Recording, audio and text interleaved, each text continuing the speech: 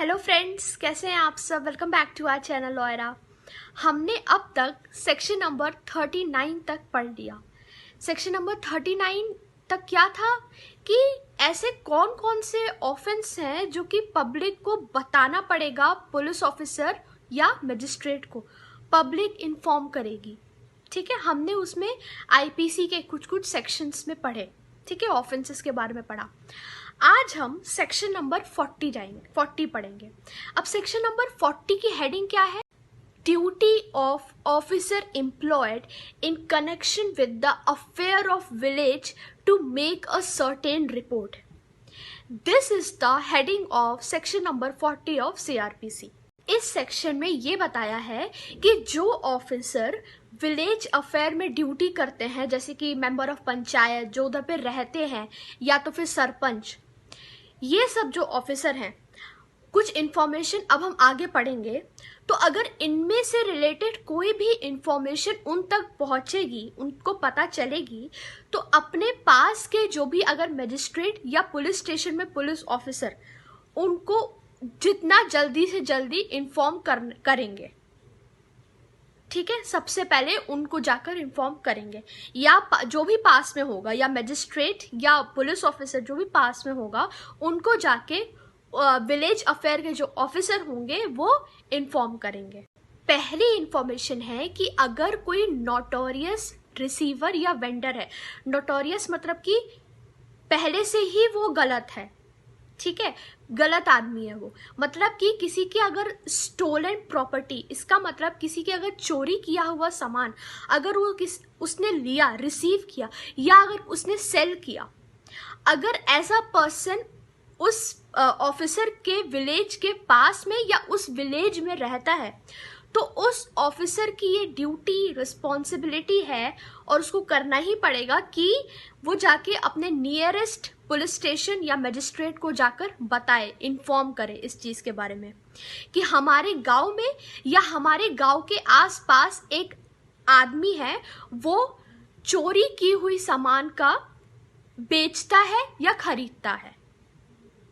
ठीक है, वो सबसे पहले इन्फॉर्म करेंगे। ये पहला इंफॉर्मेशन है। अब दूसरा इंफॉर्मेशन क्या है कि जो पर्सन या तो ठग है, या एस्केप्ड कन्विक्ट है, या रॉबर है, या प्रोक्लेम्ड ऑफेंडर है, ऐसे पर्सन की भी इंफॉर्मेशन विलेज के जो ऑफिसर है, विलेज अफेयर के जो ऑफिसर है, उनको देनी होगी पुलिस ऑफिसर या मजिस्ट्रेट को। ठग जो है वो सेक्शन नंबर 310 ऑफ आईपीसी में डिफाइन किया गया है कि ठग क्या होता है, फ्रॉड टाइप। ठीक है, एस्केप्ड कन्विक्ट मतलब कि जो जेल से भागा हुआ हो वैसा आदमी। प्रोक्लेम्ड ऑफेंडर मतलब कि जो जिसके लिए अरेस्ट वारंट इशू किया गया हो, अरेस्ट वारंट निकाला गया हो और वो अरेस्ट होने से अपने आप को बचाने के लिए वो भाग गया हो।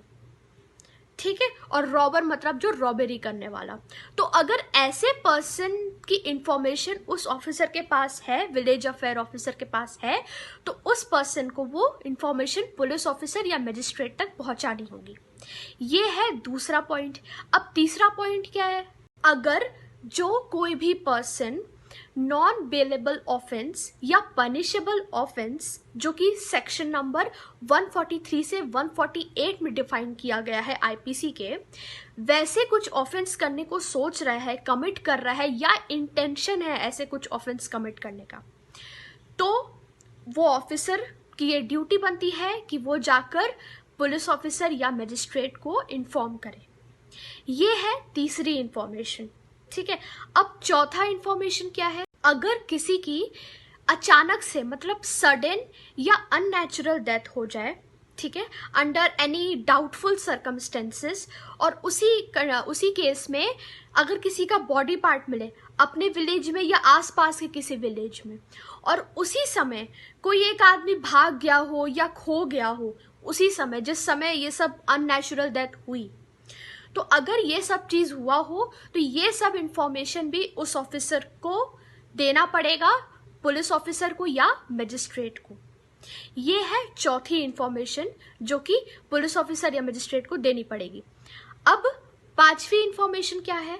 अगर कोई ऑफेंस का कमीशन हो रहा है या इंटेंशन टू कमिट हो रहा है विलेज में प्लान बन रहा है कोई प्लान को एग्जीक्यूट करने के लिए, कोई ऑफेंस को एग्जीक्यूट करने के लिए, पर वो प्लान इंडिया के बाहर होगा, ऐसा हो रहा है।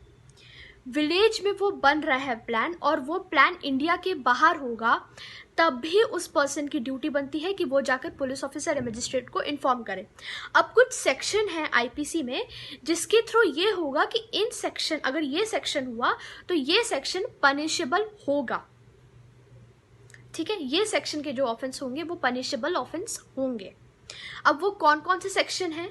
सेक्शन नंबर 231 से 238, section number 302, section number 304, section number 382, then section number 392 से 399, section number 402, 435, 436, then 449, 450, 457 to 460 section number 489A to 489D, that is 489A, 489B, 489C, 489D of IPC।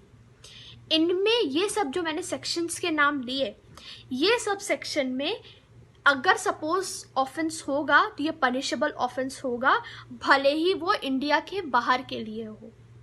अगर उस विलेज में या विलेज के आसपास कहीं पर अगर प्लान बनेगा, इंडिया के बाहर का होगा, अगर ये सेक्शन के ऑफेंस होंगे तो वो पनिशेबल ऑफेंस होगा। और ये सब भी इंफॉर्मेशन उस ऑफिसर को, पुलिस ऑफिसर या मजिस्ट्रेट को देनी होगी। ठीक है, उसके बाद ये हो गया 5वां इंफॉर्मेशन। अब लास्ट इंफॉर्मेशन है 6th इंफॉर्मेशन। अब लास्ट इंफॉर्मेशन क्या देनी होगी पुलिस ऑफिसर या मजिस्ट्रेट को? कि अगर कोई ऐसा मैटर है जिसकी वजह से मेंटेनेंस ऑफ ऑर्डर या प्रिवेंशन ऑफ क्राइम या सेफ्टी ऑफ अ पर्सन या प्रॉपर्टी कोई भी चीज़ अफेक्ट कर रहा है, तो वो उसी समय जाकर, डिस्ट्रिक्ट मजिस्ट्रेट ने ऐसा कहा है कि उसी समय आकर उस ऑफिसर से बोला है, विलेज ऑफिसर से, कि आकर मुझे इन्फॉर्म करे।